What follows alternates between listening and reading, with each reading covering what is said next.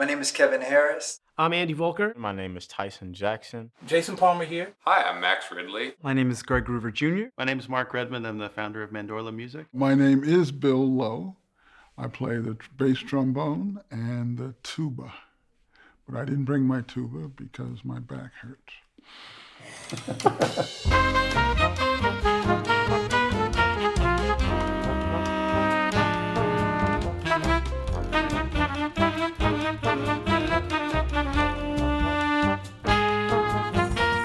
I was first talking with Arnie, and we were looking at his book of music, beautiful compositions that he hasn't heard recorded. Yeah. So I was just like, I actually planned that as a surprise. Let me just kind of get this book from Arnie, pull some musicians together, just rehearse the tunes a little bit. Yeah. And as a gift, say, hey Arnie, here's what all your music sounds like, the stuff that he hasn't recorded, of course. Yeah.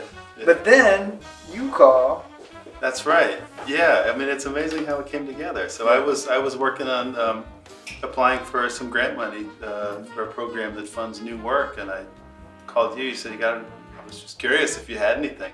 Just so happened that the timing was amazing because you'd been pondering this surprise for Arnie, and the two really worked together.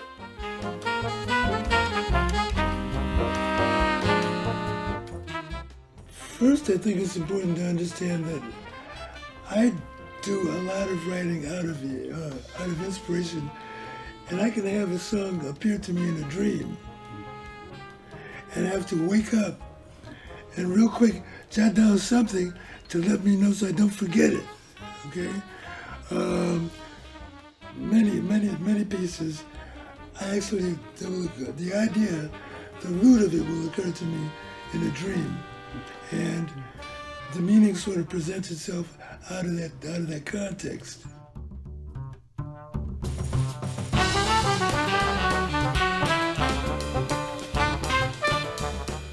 What I love about this particular project is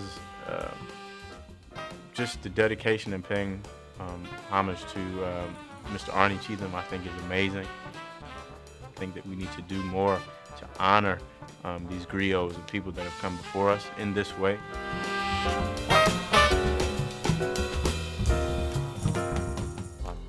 Wow, there's so many amazing musicians in Boston, and so many great composers that whose music we don't necessarily know. I mean, I've been seeing Arnie play mostly in large ensembles for years, with Maconda Project and with his own band now and then, but it was just very exciting to hear that he had all these tunes that he'd written over the years, and nobody's heard them. Not even him, that's very exciting.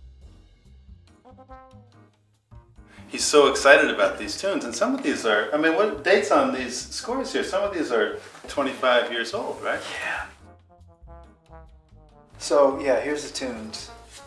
1972. Oh, okay. 1996. That's more than 25 years if you're counting. Yeah.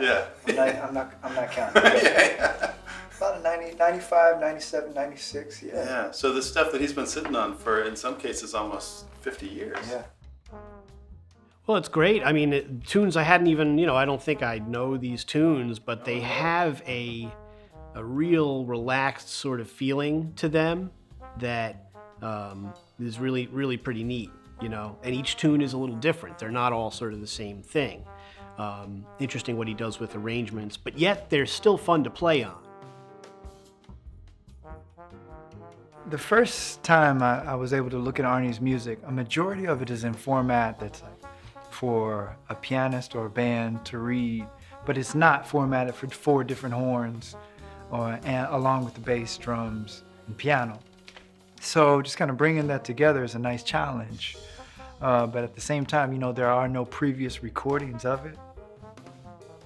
And what's fascinating for me is that being able to collaborate and just have Arnie describe to me what he wants, what he specifically needs in the music, hasn't always come as specific music lingo. Arnie's an artist on several levels. So he'll describe music with colors, he'll describe music with shapes, and being able to decipher and bring that to life in the music is a nice challenge in itself. It's a beautiful challenge. I learned more and more about Kevin and his approach to the music and his honesty with the music. And then, if you've ever heard Kevin start to get into his Latin groove, it's just something else. So I knew the combination was right. I know there are a lot of excellent musicians, but if their personality isn't right, if their ego isn't in the right place, I don't want them. I don't want them. Kevin is so right there and just wholesome and ready to go. That was easy. The beauty of what you and Kevin have put together here is that it just continues to maintain the community nature of what we do, because there are all these connections. There are all these connections, and the connections, that's why when musicians get together, they always run in their mouth. We're always running our mouths because there's some connection that's not visible in the room, right, but it's visible in what we do. Thank you so much, Arnie, for the beautiful work. And thank you, Kevin and Mark, for having me on board. Had a blast, and I really hope this music reaches far and wide and that everyone enjoys what they hear, because I surely had a lot of fun.